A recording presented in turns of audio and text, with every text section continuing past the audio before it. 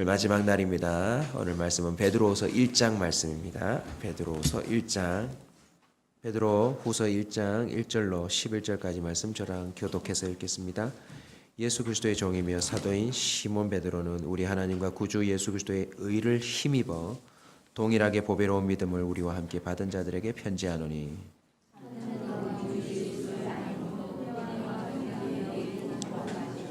그의 신기한 능력으로 생명과 경건에 속한 모든 것을 우리에게 주셨으니 이는 자기의 영광과 덕으로서 우리를 부르신 이를 알므로 말미암음이라.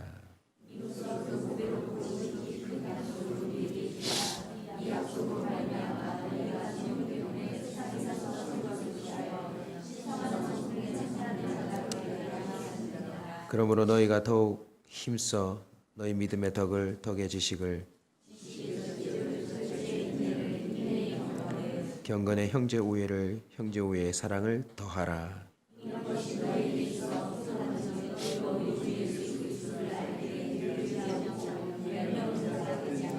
이런 것이 없는 자는 맹인이라 멀리 보지도 못하고 그의 옛죄가 깨끗하게 된 것을 잊었느니라.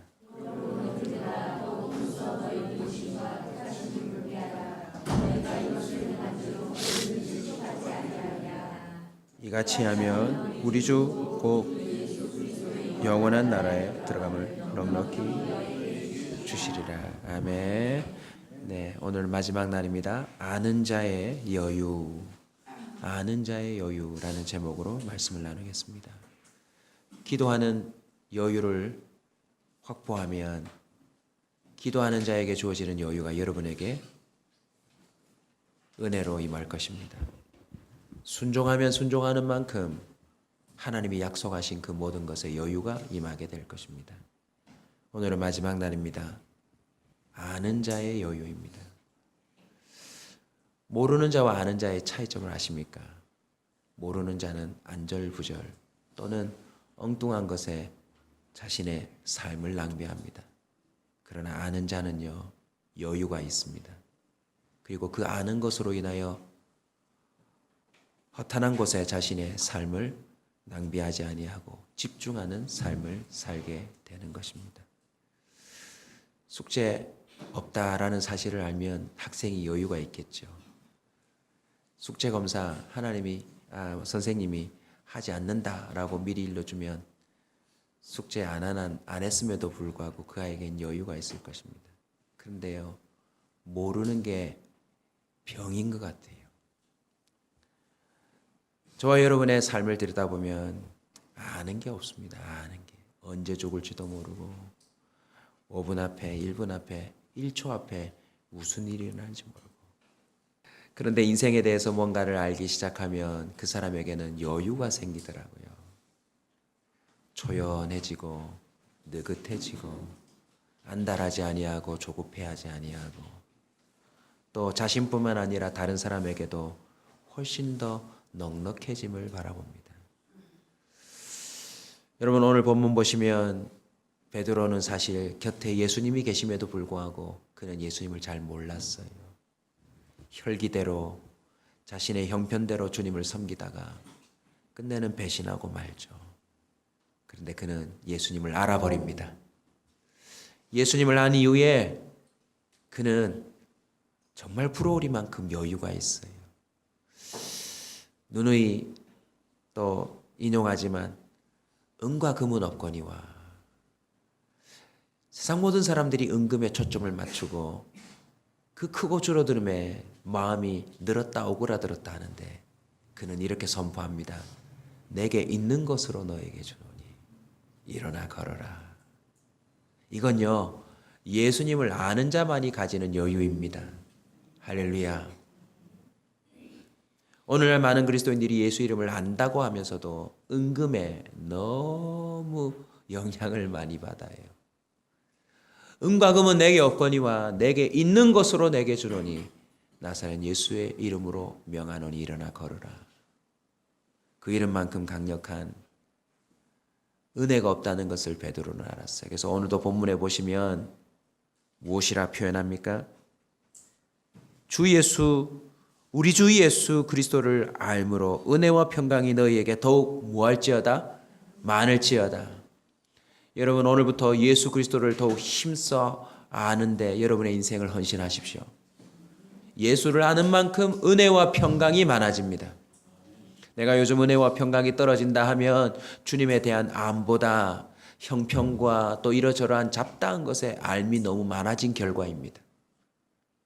몰라도 되는 것에 너무 요즘 많은 사람들이 알아요. 그죠? 고종사총이 어떻게 사는지도 모르면서 저 지구 반대편에 어느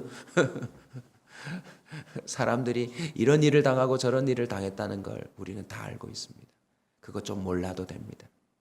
우리는 예수에 대해 알아야 합니다. 아멘. 그 예수를 알면 우리는 하나님을 알게 되고 그 예수를 알면 우리는 성령 하나님에게 되죠. 삼위일체 하나님에 대해 알면 그 사람은 정말 똑똑한 사람입니다. 아는 것이 힘이다. 세상 사람들도 그 알에 대한 위력을 알고 있는데 삼위일체 하나님에 대해서 알면 그 사람이 얼마나 많은 여유가 있겠습니까? 베드로가 발견한 하나님의 사랑은 무엇입니까? 바로 요한복음 3장 16절입니다. 하나님이 세상을 이처럼 사랑하사 독생자를 주셨으니 이는 저를 믿는 자마다 뭐하지 않고요 멸망치 않고 무엇을 얻는데요? 영생을 얻는데요. 하나님의 사랑이 영생을 준대. 베드로는 무엇을 알았습니까? 첫 번째는 완전한 사랑을 알아버렸습니다. 무슨 사랑요? 완전한 사랑요. 하나님이 이처럼 세상을 사랑하사. 제가 자녀들도 보니까요. 참 집집마다 다양한 아이들이 태어나는데 참 아이가 여유가 있다 하는 아이들의 특징이 있습니다. 뭔지 아세요? 부모의 사랑을 넉넉히 받은 아이들. 보다 더 큰 사랑을 받은 아이들이 넉넉하고 여유가 있더라고요. 베드로전서 4장 8절입니다. 베드로가 깨달았죠. 무엇보다도 뜨겁게 서로 사랑할지니 사랑은 허다한 죄를 덮느니라. 베드로가 주님 앞에서 얼마나 많은 사고를 쳤습니까? 그런데 그는 부활하신 주님으로부터 완전한 사랑을 발견합니다. 그 십자가의 의미가 무엇이는지 알게 됩니다. 배신한 자기를 책망하고 질책하고 오히려 주님의 그 능력으로 형벌을 가해야 하는데 주님은 오셔서 내 양을 먹이라 내 양을 치라. 그리고 그것을 위한 성령을 선물로 줍니다. 그리고 그를 어부에서 일약 예루살렘 회의의 수장처럼 사용하십니다. 대제사장을 능가하는 존귀와 영광과 아름다운 삶으로 그를 이끌어 주십니다. 할렐루야.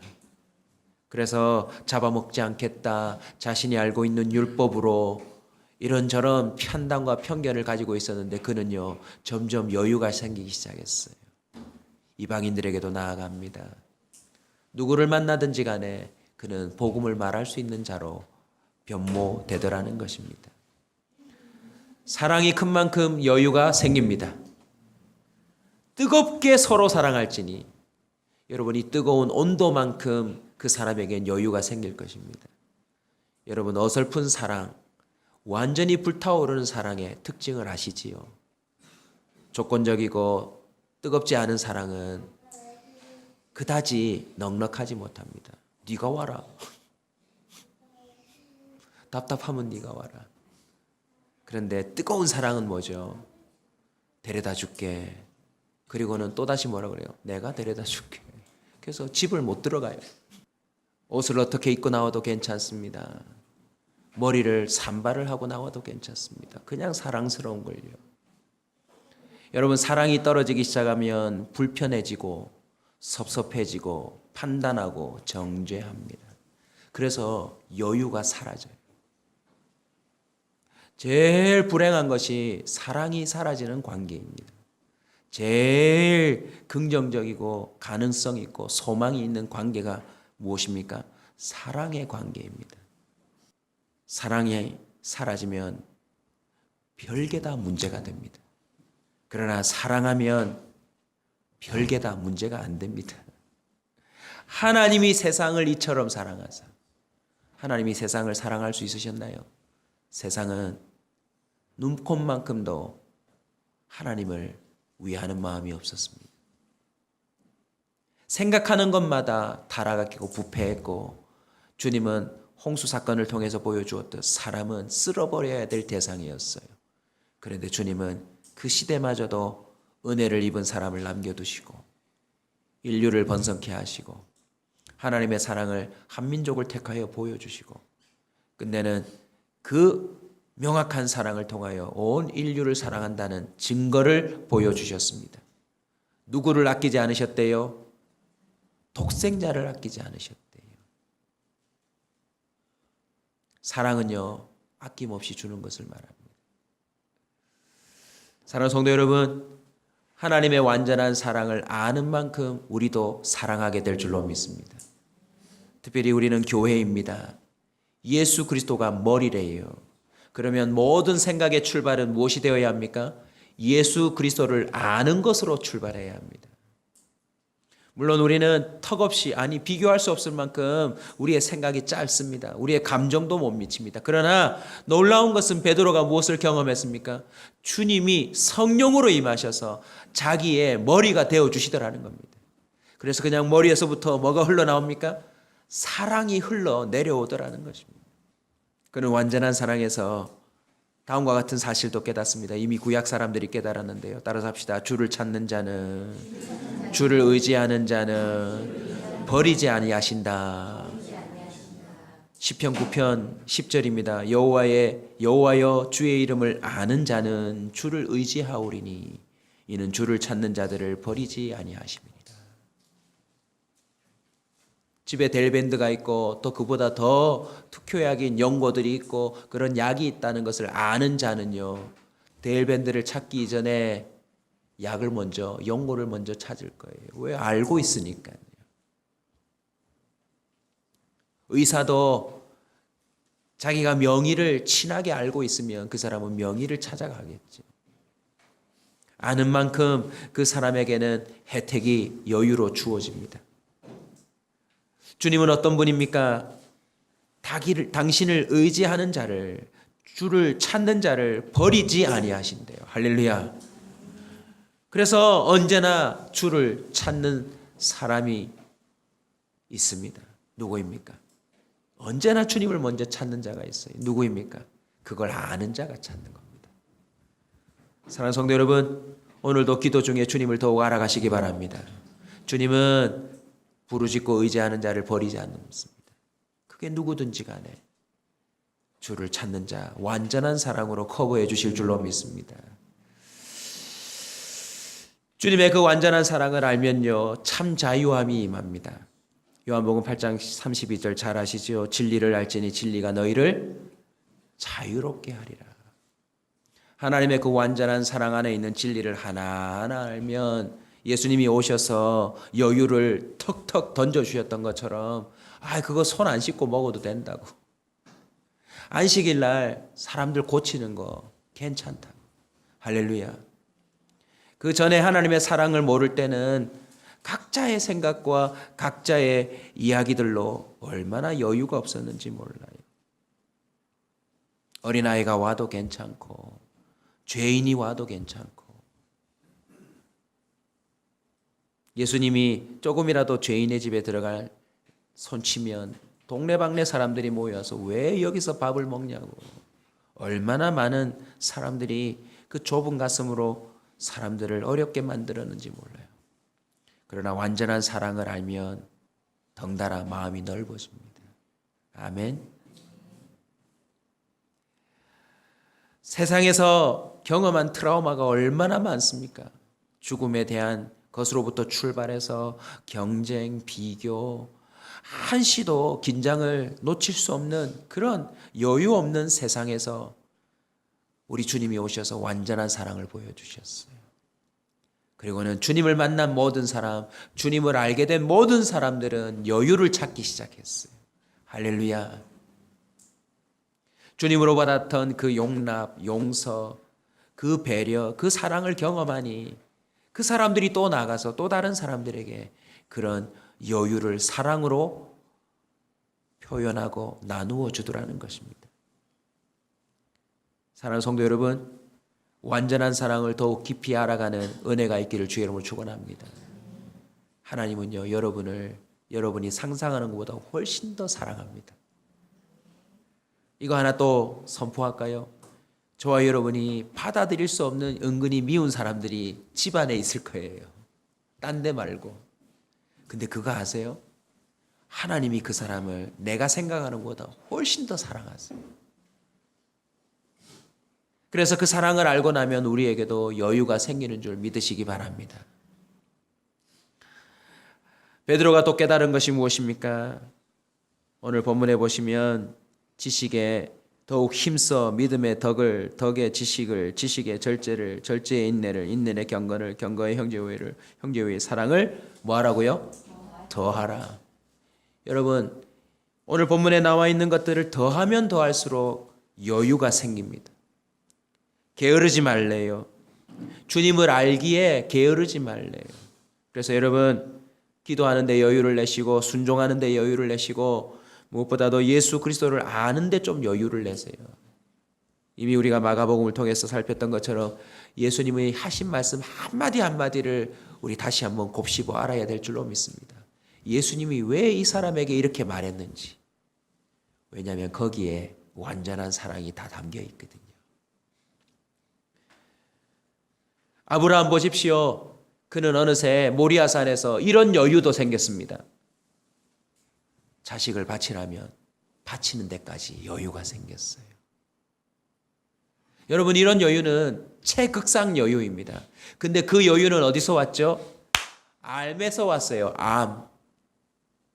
네 독자 이삭을 통하여 하늘의 별과 같이 땅의 모래와 같이 민족이 번성할 거라는 주님의 약속의 말씀을 이해하는 그 순간 그는 이삭도 아끼지 않고 드릴 수 있는, 주님이 말씀하시면 뭐든지 순종할 수 있는 여유가 생기더라는 것입니다.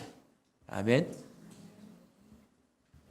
아빠가 뭐 하나 달라고 해도 주지 못하는 자식은 어떤 자식인 줄 아세요? 우리 아빠가 지금 어떤 마음으로 달라고 하는지 모르는 자식. 이거 하나 주면 한 봉지 더 사줄 수 있는데.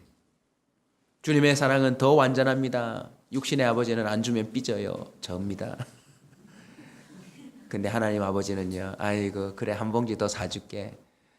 너 또 먹어라. 그 주지 않는 모습마저도 자신의 자녀라고 예쁘게 봐주는 사랑인 줄로 믿으시기 바랍니다. 완전한 사랑과 붙어있는 것이 바로 섬김입니다. 베드로는 예수님을 만났습니다. 그리고 예수님이 어떻게 공생애를 사셨는지 초근접 경험을 합니다. 예수님이 이렇게 말씀하셨습니다. 인자가 이 땅에 온 것은 섬김을 받으려 함이 아니고 섬기러 왔노라. 여러분, 섬김이 여유입니다. 아멘. 누가복음 6장 38절입니다. 주라 그리하면 너에게 줄 것이니 곧 후이되어 누르고 손들어 넘치도록 하여 너에게 안겨주리라. 너희가 헤아리는 그 헤아림으로 너희도 헤아림을 도로 받을 것이니라. 완전한 사랑을 알지도 못하고 또 주님의 그 은혜를 경험하지도 못한 사람은요, 섬길 줄을 모릅니다. 여유가 없어요. 나 먹기도 바쁜데, 나 살기도 바쁜데. 그런데 완전한 사랑을 알고 깨달은 사람은 정말 가난한 분인데도 부자가 아프다고 하면 부자를 섬기더라고요. 이야, 대단합니다. 심지어 자기 먹을 것 준비되었음에도 불구하고 그걸 먹지 않고 내어놓는 섬김을 하더라고요. 그리고는요, 환하게 웃어요. 이유가 무엇입니까? 이거 주면 나는 없다, 그게 아니라 그냥 하나님이 주시는 마음 때문에 뒤를 생각하지 않고 그냥 준다는 것이죠. 예수 그리스도는 또 다른 말로 표현하면 완전한 사랑에 근거한 섬김이 예수 그리스도입니다. 그리고 그 섬김은 결국 사람을 살리는 것이었습니다. 생색을 내는 것도 아닙니다. 자신을 드러내는 것도 아닙니다. 오직 상대편이 무엇 하는데 초점 맞춰져 있습니까? 살아나는 것에, 재건되는 것에 초점 맞춰져 있다는 것입니다. 사랑하는 여러분, 저와 여러분의 섬김이 다른 사람들을 그냥 조금 돋는 섬김이 아니라 그 사람을 구원에 이르도록 재건하는 섬김이 되시길 주 이름으로 축원합니다. 이 땅에 섬기러 온 것이 아니라 섬기러 왔느니라고 그 뒷부분에 구절이 무엇이죠? 자기 목숨을 많은 사람의 대속물로 주려 함이라. 할렐루야. 자신에게 있는 것을 주는 섬김이 다하면 우리는 섬김을 멈춥니다. 그런데 우리 예수님은요, 자기의 목숨을 주셨어요. 저와 여러분도 단순히 물질로 가진 것으로 섬기는 단계가 아니라 나의 몸과 영혼을 그 사람의 재건을 위해서 줄 수 있는 섬김에 도달할 수 있기를 축원합니다. 완전한 사랑과 주님의 섬김을 알면 그 사람에게는 여유가 생기기 시작합니다. 우리 주님은 지금도 저와 여러분을 섬기고 계십니다. 하늘 보좌에서, 그리고 성령이 우리 안에서 우리를 일일이 돕고 계세요. 그리고 우리에게 뭔가 필요하고 또 우리가 섬김 받아야 될 형편이라면 성령 충만한 사람을 통하여서 또 우리를 섬겨주시기도 하더라는 것입니다. 오늘 베드로가 무엇을 말합니까? 더욱 힘써 주님에 대하여 알고 또 더하고 행하면 11절입니다. 크게 읽읍시다. 시작. 이같이 하면 우리 주 곧 구주 예수 그리스도의 영원한 나라에 들어감을 어떻게 해요? 넉넉히입니다. 할렐루야. 완전한 사랑과 섬김은 곧 우리에게 넉넉한 승리를 안겨다 줍니다. 저는 우리 교회가요, 날마다 승리했으면 좋겠어요. 뭐 때문에요? 완전한 사랑 때문에. 무엇 때문에요? 서로를 향한 넘치는 섬김으로 말미암아. 로마서 8장 37절입니다. 이 모든 일에 우리를 사랑하시는 이로 말미암아 우리가 넉넉히 이기느니라. 할렐루야. 어떤 시험이 와도 어떤 핍박이 와도 어떤 어려움이 생겨도 우리를 완전히 사랑하고 죽기까지 섬겨주신 그 주님으로 말미암아 우리는 넉넉히 이기는 줄 믿으시기 바랍니다. 이걸 깨달은 자들이 사도행전 4장 32절부터 37절까지 보면 이렇게 살아갑니다. 믿는 무리가 한 마음과 한 뜻이 되어 모든 물건을 서로 통용하고 자기 재물을 조금이라도 자기 것이라 하는 이가 하나도 없더라. 여러분, 한 명쯤은 있어야 되는데 하나도 없다고 표현합니다. 사도들이 큰 권능으로 주 예수의 부활을 증언하니 무리가 큰 은혜를 받아 그 중에 가난한 사람이 없으니 이는 밭과 집 있는 자는 팔아 그 판 것의 값을 가져다가 사도들의 발 앞에 두매 그들이 각 사람의 필요를 따라 나누어 줌이라. 구브로에서 난 레위족 사람이 있으니 이름은 요셉이라. 사도들이 일컬어 바나바라 하니 그가 밭이 있음에 팔아 그 값을 가지고 사도들 발 앞에 두니라. 왜 요셉이라는 사람을 굳이 언급했을까요? 이렇게 또 표현하고 있습니다. 번역하면 위로의 아들이라. 완전한 사랑, 주님의 섬김에 사람들이 재건되자 어떤 일이 벌어졌습니까? 그 옆에 가난한 사람들, 힘들고 어려운 사람들, 위로받아야 될 사람들이 덩달아 재건되어져서 세상 모든 사람들이 그걸 부러워하고 칭송하며 날마다 믿는 자의 수가 더해졌다. 성경은 기록하고 있습니다. 우리 교회가 존재하는 이유입니다. 아무쪼록 짧게 기도 11조는 끝나지만 저와 여러분의 기도와 순종 그리고 알미 재건되어져서 우리 교회 안에 이런 진정한 교회의 재건이 일어날 수 있기를 주의 이름으로 축원합니다.